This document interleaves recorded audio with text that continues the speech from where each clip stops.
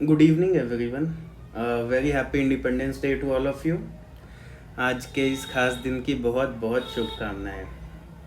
ये initiative PCS simplified की तरफ से एस्पिरेंट्स की इंडिपेंडेंस को ध्यान में रखते हुए बनाया गया है। दो हम थोड़ा लेट हैं मार्केट स्टैंडर्ड से, लेकिन इस इनिशिएटिव को स्टार्ट करने के लिए आज से बेहतर दिन नहीं हो सकता था। ऑल्सो मार्केट के अपने नियम होते हैं, अपने कानून होते हैं, अपने कायदे होते हैं, लेकिन हम उस मार्केट से थोड़ा सा अलग होना चाहते हैं। ये इनिशिएटिव मार्केट को ही ट्रांसफॉर्म करने की, उसको थोड़ा सा चैलेंज करने की एक छोटी सी कोशिश है। देखते हैं, समझते हैं कि ये क्या है। उससे पहले ये समझते हैं कि इसकी ज़रूरत क्यों है। Why this victory group? Victory group को लाने का सबसे जो मेरे माइंड में एक बहुत बड़ा रीज़न था, वो ये है कि यूपी पीसीएस में ख़ास तौर से मैं ये चीज़ देखता हूँ कि कुछ लोग यूट्यूबर बन जाते हैं, कुछ टीचर्स बन जाते हैं, इनफैक्ट कुछ कोचिंग्स भी आपको प्रीलिम्स का, मेंस का, इंटरव्यू तीनों का नहीं पढ़ा पाती हैं। उनकी कंपिटेंस नहीं होती है, वो सिर्फ प्रीलिम्स पढ़ा देते हैं आपको। लेकिन प्रॉब्लम ये है कि आप सिर्फ मार्केट में नहीं हो, आप कोई गेहूं चावल खरीदने के लिए नहीं खड़े हो। एक बार आप किसी से प्रीलिम्स पढ़ते हो, किसी से ज्ञान लिया आपको, तो उस पर ट्रस्ट बिल्ड होता है। फिर आप एक्सपेक्ट करते हो कि हमें वो मेंस में भी पढ़ाएगा, हमें वो इंटरव्यू में भी गाइड करेगा। प्रॉब्लम ये होती है कि यहाँ पे प्रीलिम्स पढ़ाने के लिए आपके पास 1000 टीचर्स हैं। क्यों 1000 टीचर्स हैं? क्योंकि मार्केट में डिमांड ज़्यादा है, एस्पिरेंट्स ज़्यादा हैं प्रीलिम्स के, तो इसलिए 1000 टीचर्स हैं भाई। वही टीचर्स मेन में घट के 100 हो जाते हैं, 200 हो जाते हैं। इससे ज़्यादा टीचर्स आपको नहीं मिलेंगे, इससे ज़्यादा प्लेटफॉर्म्स नहीं मिलेंगे जो आपको मेंस की तैयारी कराएंगे। But as an aspirant, as someone who knows the field a bit, having a consistent mentor, having a consistent institution on which you can rely upon is very important.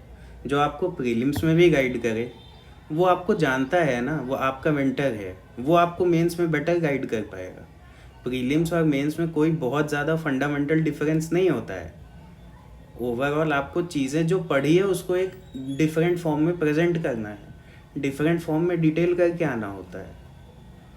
Prelims and mains, at least इन दोनों के तो mentors मुझे ऐसा लगता है कि हमारे सेम होने चाहिए, जो कि इस मार्केट में नहीं है। ऑल्सो बहुत सारे यूट्यूबर का मतलब ये नहीं, ये डेनिग्रेटिंग वे में मैं टर्म यूज़ नहीं कर रहा हूँ। यूट्यूबर की अपनी एक सेल्फ रिस्पेक्ट है, अपनी एक गरिमा है, एंड दैट आई एक्सेप्ट। लेकिन जब यूट्यूबर टीचर बन जाता है या यूट्यूबर एक्सपर्ट बन जाता है किसी एग्ज़ाम का, किसी सब्जेक्ट का, वो क्वेश्चनेबल होता है। कैसे? वो आपको सिर्फ ऐसी चीज़ें बता सकता है जिससे कि वीडियो के व्यूज़ बढ़ जाएं, उसकी रीच बढ़ जाए, ज़्यादा से ज़्यादा उसके फॉलोअर्स बढ़ जाएं। लेकिन वो कभी आपको एग्ज़ाम क्लियर नहीं करा सकता, इसलिए मैं उसको यूट्यूबर कह रहा हूँ। एग्ज़ाम क्लियर करने के लिए आपको एक एग्ज़ामिनेशन एक्सपर्ट की ज़रूरत होती है, एक ऐसा मेंटर जिसने खुद को इस प्रोसेस में रगड़ा हो, घिसा हो। यूट्यूबर कभी इंटरैक्ट नहीं करते हैं। एस्पिरेंट्स और यूट्यूबर्स, मैं टीचर्स ही कह लेता हूँ, यूट्यूबर्स या बहुत सारे ऐसे टीचर्स जो यूट्यूब पे फेमस हैं, उनके बीच में और एस्पिरेंट्स के बीच में बहुत डिस्कनेक्ट होता है। एस्पिरेंट चाहे तो उनसे टच में नहीं आ सकता, उनसे बात नहीं कर सकता है, उनको मैसेज नहीं कर सकता है।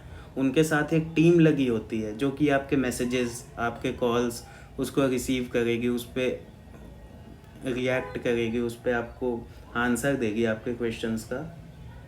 कई बार ऐसा भी होता है कि उनकी टीम में उनसे बेटर लोग होते हैं जो कि आपके क्वेरीज को एड्रेस कर रहे होते हैं, लेकिन जो सब्जेक्ट पढ़ा रहा है, जो यूट्यूब पे वीडियोस डाल रहा है, वो खुद एक्सपर्ट नहीं है उस चीज़ का। यस, कम्युनिकेशन स्किल हो सकती है, वो अट्रैक्ट कर सकता है ऑडियंस, लेकिन वो एग्ज़ाम रेलेवेंट कंटेंट डिलीवर कर पाएगा, ऐसा नहीं होता है। तीसरी और सबसे बड़ी इम्पॉर्टेंट बात ये है कि क्वेश्चन पेपर्स का नेचर आप देखेंगे तो क्वेश्चन पेपर इवॉल्व कर रहा है, कोई सेट पैटर्न नहीं है, ट्रेंड नहीं है एग्जामिनेशंस में, ये एक इवॉल्विंग साइकिल हो है।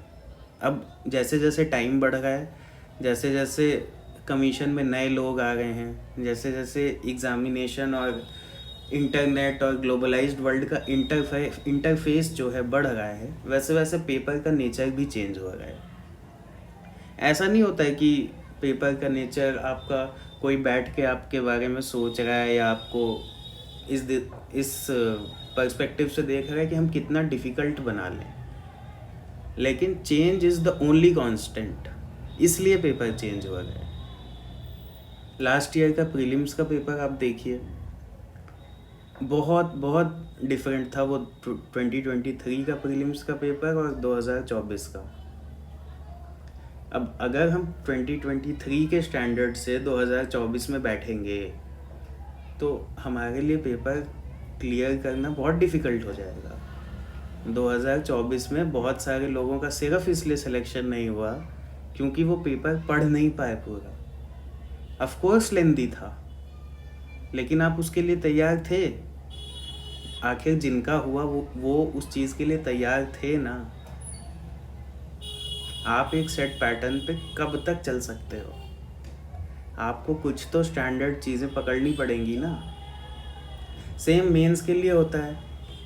मेंस में इस साल 2024 का आप मेंस का पेपर देखिए, GS 1 में मानता हूँ कि प्रीवियस ईयर पेपर्स के बहुत सारे क्वेश्चंस आए, उसी ट्रेंड पे आए, लेकिन GS 2, GS 3, GS 4 ये एग्जामिनर्स माइंडसेट को रिफ्लेक्ट कर रहे थे, ये एस्पिरेंट को सोचने पे मजबूर कर रहे थे, एनालिटिकल स्किल्स चेक कर रहे थे, क्रिएटिविटी चेक कर रहे थे, प्रेजेंटेशन में इनोवेशन चेक कर रहे थे। लेकिन क्या आप ये बताइए, अगर 100 सवाल आपको GS 1 के दे दिए जाए, 100 सवाल आपको GS 2 के दे दिए जाए, 100 सवाल GS 4 के दे दिया जाए एग्ज़ामिनेशन से 3 महीने 4 महीने पहले, और ये कहा जाए कि आप इसको याद करके जाइए और जो भी क्वेश्चन आएगा वो मोर और लेस इसी से रिलेटेड होगा, तो आप इसी में से कंटेंट रिप्रोड्यूस करके आ जाएंगे। ऐसे में आप कंटेंट नहीं लिखते हो, कंटेक्स्ट को एड्रेस नहीं कर पाते हो क्वेश्चन के। ऐसे में जो आपको आता है आप वो लिखते हो, जो सवाल में पूछा गया है वो नहीं लिखते हो। आपके पास कंटेक्चुअल नॉलेज होनी चाहिए। Contextual knowledge question answer read करके नहीं आती है, इन डेप्थ अंडरस्टैंडिंग होनी चाहिए चीज़ों की। रट के मेंस का पेपर नहीं लिखा जाता है। रट के मेंस के आंसर्स में केवल आप वैल्यू एडिशन कर सकते हो। आपको conceptual clarity, analytical skills, brainstorming, ये सारी चीज़ें करनी आनी चाहिए। और ये आती कब है? जब हम प्रैक्टिस करते हैं। आंसर राइटिंग कर लो, हो जाएगा। आंसर राइटिंग कर लो, हो जाएगा। आंसर राइटिंग करें तो कैसे करें? UP PCS में इवैल्यूएटर्स इतने बेकार हैं, किसी भी कोचिंग में आप चले जाए आपको अच्छा इवैल्यूएटर नहीं मिलेगा। जो भी आप लिख के चले आओगे, 1-2 पॉइंट्स ऐड करके एक एवरेज मार्क्स जो होता है वो आपको दे देगा। ऐसे तो एग्ज़ाम नहीं क्लियर होता है। ये सारे प्रोसेसेस मार्केट को सस्टेन करने के लिए है, एग्ज़ाम को क्लियर कराने के लिए नहीं है। ये चीज़ एस्पिरेंट्स को समझनी पड़ेगी। जब तक नहीं समझेंगे तब तक इसी कन्फ्यूज़न, इसी केओस में पड़े रहेंगे कि ये टीचर देख लिया, कभी वो टीचर देख लिया, कभी उस ग्रुप पे पढ़ गए, उस प्लेटफॉर्म पे चले गए, यहाँ ऑफ कोर्स जाएंगे। ऑफ कोर्स ये कन्फ्यूज़न होता है, बट कन्फ्यूज़न इसलिए होता है क्योंकि लैक ऑफ रियल मेंटर्स, जो एक्चुअल में आप चाहते हो कि आप एग्ज़ाम क्लियर कर लो, वो वाले मेंटर्स बहुत कम हैं इस मार्केट में। मैं अभी आऊँगा इस चीज़ पे कि क्यों, आप भी तो उसी मार्केट का पार्ट हो, ये हो वो हो, ऑफ कोर्स। लेकिन मेरा अपना अंडरस्टैंडिंग कुछ दूसरा है कि इस मार्केट में हम और भी कई तरीक़ों से अपना रोटी पानी चल सकता है। स्टूडेंट्स को बिना बेवकूफ़ बनाए भी चल सकता है। अगला पॉइंट है कि strategies and claims have taken over the market, but we all know what it really takes. 100% guarantee देते हुए बैठ रहा है कोई कह रहा है एक भी सवाल इसके बाहर नहीं आएगा, कोई कह रहा है जितना पढ़ा रहा हूँ बस उतना पढ़ लो, कोई कह रहा है ये होगा जो मैं बता रहा हूँ इससे बाहर नहीं आ सकता है, कोई कह रहा है कट ऑफ इतनी जाएगी, कोई कह रहा है ये क्वेश्चन गलत है, ये क्वेश्चन सही है। अरे जो आपको मैं पैराडॉक्स बताता हूँ इस मार्केट का, जो आपसे बोलता है कि 100% गारंटी देता है कि यही क्वेश्चंस रिपीट होंगे एग्ज़ाम में, एग्ज़ाम होने के बाद, प्रीलिम्स की मैं बात कर रहा हूँ, प्रीलिम्स होने के बाद वही इंसान अगर ये बोले कि ये पेपर अनप्रेडिक्टेबल था, ये पेपर रैंडम था, ये पेपर के क्वेश्चंस जैसा हमने सोचा था वैसे नहीं आए, तो दोनों में कितना बड़ा पैराडॉक्स है। उन्होंने तो पहले बोल दिया 100% गारंटी, बाद में बोल दिया कि हाँ नहीं आया। फंसा कौन? स्टूडेंट। फंसाया किसने? उसने जिसको ये ओवर कॉन्फिडेंस था कि जो वो बता रहा है वही आएगा एग्ज़ाम में। ऐसा नहीं होता है दोस्त। मेंटर स्टूडेंट कनेक्ट मैं बात कर चुका हूँ। आप मेंटर से बात करने जाओ, आप सोचो कि बात कर लूँ, जो टीचर हमें पढ़ा रहा है, बचपन से आज तक हमें लगता था कि हमें एक्सेस है उसके तक। इनफैक्ट आप बड़ी बड़ी कोचिंग्स में भी जाओगे तो टीचर और स्टूडेंट का एक कनेक्शन बिल्ड हो जाता है अगर आप इंटरेक्ट करो टीचर्स के, उनसे मिलो। लेकिन ये जो ऑनलाइन प्लेटफॉर्म बन गया है, इस पर इंटरेक्शन होना भी बहुत डिफ़िकल्ट है। एटर्नली कन्फ्यूज्ड एस्पिरेंट्स, इन सब के बीच जो सबसे ज़्यादा दबा हुआ, कुचला हुआ, जो सबसे वल्नरेबल मार्जिनलाइज्ड सेक्शन होता है वो एस्पिरेंट्स का होता है। रियली सैड टू से, लेकिन aspirants at every point of time are being fooled. उनको क्लियरली बेवकूफ़ बनाया जा रहा है। ऑफ कोर्स मैं ये नहीं कह रहा हूँ कि केवल मार्केट के साइड से गलती है, एस्पिरेंट्स के साइड से भी गलती है। लेकिन मार्केट में 80% लोग ऐसे बैठे हैं जो कि एस्पिरेंट की एंग्जाइटी का फ़ायदा उठा के अपना कोर्स चलाना चाहते हैं, पैसा कमाना चाहते हैं उसकी एंग्जाइटी से। प्रॉब्लम यह है कि उनको कोई दूसरा तरीका ही नहीं पता है कि कैसे हमें ये चीज़ करनी है,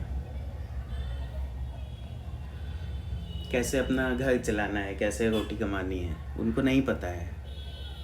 they have tried something on YouTube, God भगवान के चलते वो क्लिक कर गया, and now they are repeating it time and again, time and again, time and again. These things don't work. एक एस्पिरेंट को अपने मेंटर से कनेक्ट करना बहुत इम्पोर्टेंट है। मेंटर को और एस्पिरेंट को पता होना चाहिए कि उसकी तैयारी में चल क्या रहा है, वो सही रास्ते जा रहा है कि नहीं जा रहा है। एक यूनिवर्सल ग्रुप आपने दे दिया, एक यूनिवर्सल स्ट्रेटजी दे दी। बहुत सारे एस्पिरेंट्स होते हैं जो एग्ज़ाम देते हैं, वर्किंग होते हैं, जो कि दिन के 3 घंटे पढ़ सकते हैं मैक्सिमम। 8 घंटे कोई नौकरी कर रहा है तो 3 घंटे 4 घंटे से ज़्यादा नहीं पढ़ सकता है। उस पर वो यूनिवर्सल स्ट्रेटजी कैसे काम करेगी? उस पर वो हज़ारों पेजेस का कंटेंट कैसे पढ़ा जाएगा? इन चीज़ों पे बात करनी ज़रूरी थी।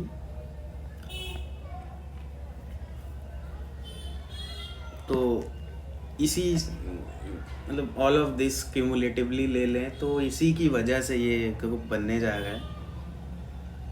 इसका नाम विक्ट्री ग्रुप इसलिए रखा गया है क्योंकि चाहे आप एग्ज़ाम के किसी भी साइकिल में हो, किसी भी स्टेज पे हो, चाहे आपका प्रीलिम्स जिस दिन निकलता है उस दिन लगता है कि हमने जग जीत लिया है। मेंस निकलता है तो भी सेम लगता है, इंटरव्यू निकलता है तो क्वाइट लिटरली आप जग जीत लेते हैं। तो इसीलिए विक्ट्री ग्रुप है कि किसी भी छोटी बड़ी विक्ट्री का, आपकी विक्ट्री का हम छोटा सा हिस्सा हो सकते हैं, तो we would love to be. इस ग्रुप में कुछ कंपोनेंट्स हैं, देख लेते हैं। मेंटरशिप दी जाएगी, ऑफ कोर्स आप ग्रुप में ऐड होगे, हमारी मीटिंग्स होंगी, गूगल मीट होगा, तमाम तरीके की इंटरेक्शंस होती हैं, जो भी होगा डेमोक्रेटिक प्लेटफॉर्म रहेगा। आपको जो बोलना है वो आप अपने सजेशंस, अपने जो भी चैलेंजेस, जो भी इश्यूज़ आप अपनी प्रिपरेशन में फेस कर रहे हो वो आप शेयर कर सकते हो। उसके बेसिस पे आपको मैं एडवाइस करूँगा। इसीलिए इसमें फ्लेक्सिबल स्ट्रेटजीज़ लिखी हुई हैं। फ्लेक्सिबल स्ट्रेटजी का मतलब यही है कि one size fits all approach इस एग्ज़ाम के लिए नहीं है।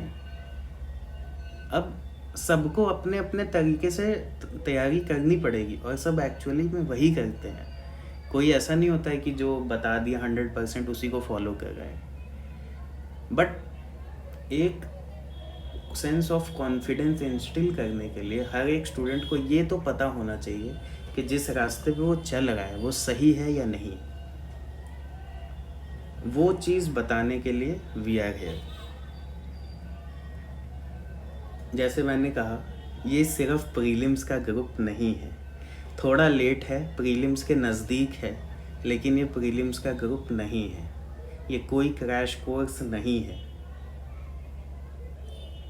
इसके बाद जैसे ही प्रीलिम्स ख़त्म होगा, आपके मेंस की तैयारी स्टार्ट हो जाएगी इस ग्रुप में।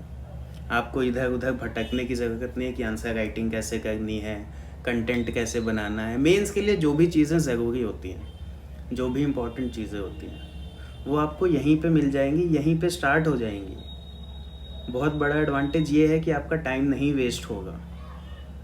प्रीलिम्स निकलवाना या प्रीलिम्स निकालना आपको थोड़ा सा लग सकता है, लेकिन प्रीलिम्स निकलवाना या निकालना इस पूरी जर्नी का ईजीएस्ट टास्क होता है, one of the easiest task clearly. क्योंकि सीट्स आजकल ज़्यादा हैं, जैसे इस साल भी कहा जा रहा है कि सीट ज़्यादा है। तो जब सीट थोड़ी ज़्यादा होती है, एस्पिरेंट्स थोड़े ज़्यादा होते हैं, तो प्रीलिम्स निकालना उतना डिफ़िकल्ट नहीं होता है। और अगर डिफ़िकल्ट होता भी है तो उसको आसान बनाने के बहुत सारे तरीके हैं जो हम देखेंगे। बहुत ऐसा नहीं है, I am not claiming anything, लेकिन चीज़ें उतनी कठिन नहीं हैं जितनी दिखती हैं, और उतनी आसान भी नहीं है जितने कुछ लोग बता देते हैं। गिवन कि आप मेहनत करना चाहते हैं, अभी भी जो भी टाइम बचा है प्रीलिम्स में, one thing is for sure कि आप अगर मेहनत करना चाहते हैं और आप इस ग्रुप का पार्ट हैं, तो आप प्रीलिम्स देने के बाद डिससेटिस्फाइड नहीं होंगे। Content, of course content is the king. तो मैं ये नहीं प्रॉमिस कर रहा हूँ कि इस ग्रुप में आपको हर एक चीज़ का 100% कंटेंट मिलेगा। हर एक चीज़ का 100% कंटेंट का मतलब ये है कि जो भी आप टॉपिक देखते हो, उस टॉपिक का किसी गिवन रेफरेंस बुक में एक चैप्टर होगा, एक यूनिट होगी। मैं ये नहीं प्रॉमिस करता हूँ कि उस यूनिट में जो कुछ भी दिया होगा वो सब आपको इसमें कंटेंट एज अ कंटेंट दिया जाएगा। बट ये ज़रूर है कि उस यूनिट में ज़्यादातर ऐसी चीज़ें जो एग्ज़ाम के लिए रेलेवेंट हैं, या फिर फॉर दैट मैटर किसी भी सब्जेक्ट में एग्ज़ाम के लिए जो चीज़ें मोस्ट रेलेवेंट हैं, वो कंटेंट आपको दिया जाएगा। मैं बनाऊंगा और मैं ही दूंगा। प्रॉब्लम ये होती है कि जनरलाइज्ड कंटेंट सब दे देते हैं, लेकिन वो इतना बड़ा हो जाता है, इतना बल्कि हो जाता है कि उसको मैनेज कर पाना बहुत डिफ़िकल्ट है। प्रीलिम्स की साइकिल में आपको हर एक सब्जेक्ट एटलीस्ट 3-4 घंटे में रिवाइज करना पड़ता है। उस लेवल पे आपको अपनी तैयारी को लेके जाना है। जब आप हिस्ट्री हो गया, ज्योग्राफी हो गया, पॉलिटी हो गया, साइंस हो गया, इन सब्जेक्ट्स को आप मैक्सिमम 3 घंटे 4 घंटे, कुछ लोग 1 घंटे में भी कर लेते हैं, कुछ लोग 4 घंटे में करते, मैक्सिमम 3-4 घंटे में आप पूरा सब्जेक्ट ख़त्म करो। वो चीज़ कर पाना थोड़ा सा मुश्किल होता है। आई ट्राई कि वो चीज़ ना हो। आपके प्रीलिम्स में जाने के 10 दिन पहले आपकी ये सारी चीज़ें कवर्ड हों, प्रीवियस ईयर क्वेश्चंस अच्छे से कंप्लीटेड हों। अगर प्रीवियस ईयर क्वेश्चन रिपीट हो गए तो आपके गलत नहीं होंगे। अगर आप मेहनत करते हो और मेरे साथ इस ग्रुप में हो तो प्रीवियस ईयर क्वेश्चन से एक भी स्टेटमेंट आएगा, एक भी क्वेश्चन आएगा, वो आपका गलत नहीं होगा if you follow what I tell you. Accountability tracker का मतलब ये है कि मैं आपसे पूछूंगा कि आपने क्या पढ़ा है या आपने क्या किया है, क्योंकि सिर्फ आपसे नहीं पूछूंगा, सबसे पूछूंगा तो ये अनकंफर्टेबल क्वेश्चन नहीं रहता है। अकेले आपसे पूछूंगा तो अनकंफर्टेबल होगा, लेकिन इस ग्रुप के कुछ रूल्स होंगे। आपको टास्क दी जाएगी, आपको वो टास्क करनी है। नहीं करोगे तो उसका कुछ ना कुछ रीज़न होगा, जस्टिफाइड रीज़न होगा। इतने एक्सपीरियंस हम भी हैं, इतने एक्सपीरियंस आप भी हो कि झूठ बोलने की नौबत नहीं आएगी। और आप झूठ बोलोगे तो मैं समझ जाऊंगा, सिंपल सी बात है। तो ये सारी चीज़ें रहेंगी इस विक्ट्री ग्रुप में। बाकी ये विक्ट्री ग्रुप चलेगा कैसे, या क्या क्या कंपोनेंट्स कहाँ कैसे स्टार्ट होगा, कैसे ख़त्म होगा, कितने दिन का कोर्स है, ये सब डिटेल्स कल आएंगी। कल एक ग्रुप पे मीटिंग होगी, उस मीटिंग में आई टेल कि ये चीज़ें कैसे चलेंगी, कैसे होगा। डिस्क्रिप्शन में एक लिंक दिया होगा, उस लिंक पे आप क्लिक करेंगे, आपको एक मैसेज दिखेगा, उस मैसेज पे लिंक दिया होगा विक्ट्री ग्रुप का। आप उस लिंक पे क्लिक करिए, ज्वाइन करिए इस ग्रुप को। पूरा हैंड होल्डिंग है, पूरा सपोर्ट है। आपकी मीटिंग्स, आपके क्लासेस, वीडियोस, कंटेंट, मोटिवेशन, जो भी चीज़ें एग्ज़ाम के लिए रिक्वायर्ड है, क्योंकि टारगेट सिर्फ एक है, एग्ज़ाम क्लियर कराना। और इससे मुझे प्रॉफिट मोटिव नहीं है, कुछ नहीं है। ये 3 चीज़ें हैं जहाँ पे मुझे लगता है कि ये इनिशिएटिव बाकी मोस्ट ऑफ द इनिशिएटिव से डिफरेंट होगा। पहला, इसका motive, I am very clear कि एग्ज़ाम क्लियर करना प्रायोरिटी है। एग्ज़ाम क्लियर हो जाएगा बच्चों का तो मुझे जीवन में दिक्कत नहीं होगी, है ना। इतना आप भी जानते हो, मैं भी जानता हूँ। अगर ऑनेस्टली इस प्रोसेस में लगा जाए तो एग्ज़ाम क्लियर करने की प्रोबेबिलिटी बढ़ भी जाती है ना। दूसरी चीज़, इस प्रोसेस को बहुत ही सिंपल रखेंगे। आपको 10 किताबें 10 तरीके से ऐसा नहीं होता है। जैसे हम बिल्कुल बेसिक चीज़ें होती हैं कि आपको, आपके हाथ में एक ट्रेंड है कि कैसे क्वेश्चंस आते हैं, आपके पास एक सब्जेक्ट है उसको कवर करना है, तो इन दोनों चीज़ को मिक्स करके, मैच करके हम कोर्स स्ट्रक्चर बना सकते हैं, है ना।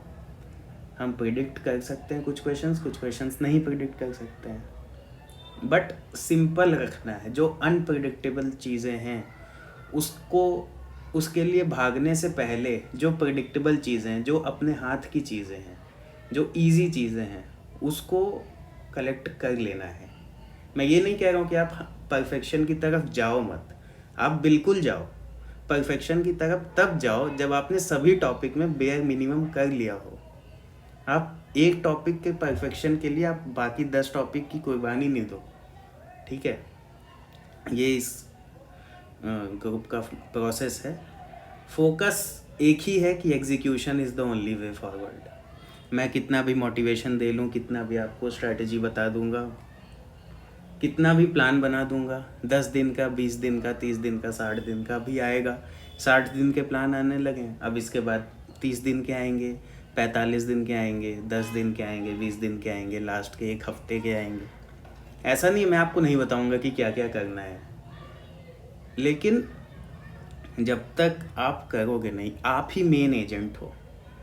जो एग्ज़ाम दे रहा है, जो एग्ज़ाम में बैठ रहा है, वही डिसाइड करता है कि एग्ज़ाम क्लियर होगा कि नहीं होगा। बाकी सब नॉइज़ होता है। तो बिल्कुल आप इस चीज़ के लिए वो रहो कि स्ट्रैटेजी मेरे साइड से मिलेगा और एग्जीक्यूट आप करोगे। मुझे ग्रुप में बहुत भीड़ नहीं चाहिए। अगर एग्जीक्यूशन नहीं होता है, कंसिस्टेंट कैजुअल एटीट्यूड होगा तो आप खुद ही देखना, आप उस ग्रुप का पार्ट रहोगे नहीं, मतलब रहोगे नहीं इन द सेंस कि आपको खुद ही लगेगा कि मैं लीव कर देता हूँ। So execution is the only way forward. This is not the first group that I am mentoring. हाँ, ये डिफरेंट इसलिए है because this time I am mentoring for free. ठीक है, फ्री इसलिए है क्योंकि यूपीपीसीएस के लिए ये चीज़ें थोड़ी नई हैं। यूपीएससी में ये चीज़ें होती आ रही हैं। ये जैसे मैं नहीं कर रहा हूँ तो बहुत सारे लोग हैं यूपीएससी में जो सेम तरीके की चीज़ें कर रहे हैं। इसका मार्केट मैकेनिज़्म अलग होता है, इसमें हम आपकी एंग्जाइटी से पैसा नहीं कमाते हैं। सीधी बात यही है, दो ही तरह के कोचिंग में मार्केट्स हैं। एक आपकी एंग्जाइटी, आपकी वल्नरेबिलिटी को एक्सप्लॉइट करता है आपसे पैसा कमाने के लिए। दूसरा ये है कि जेन्युइन गाइडेंस के लिए पैसा लेता है। अभी मुझे पैसे की उतनी नीड नहीं है, तो ये गाइडेंस जेन्युइन होगा, लेकिन मैं पैसा नहीं लेना चाह रहा। सो बाकी किसी भी, I don't want to do anything, but this will be the course for UPPCS 2025, and that is something I'll promise. Thank you.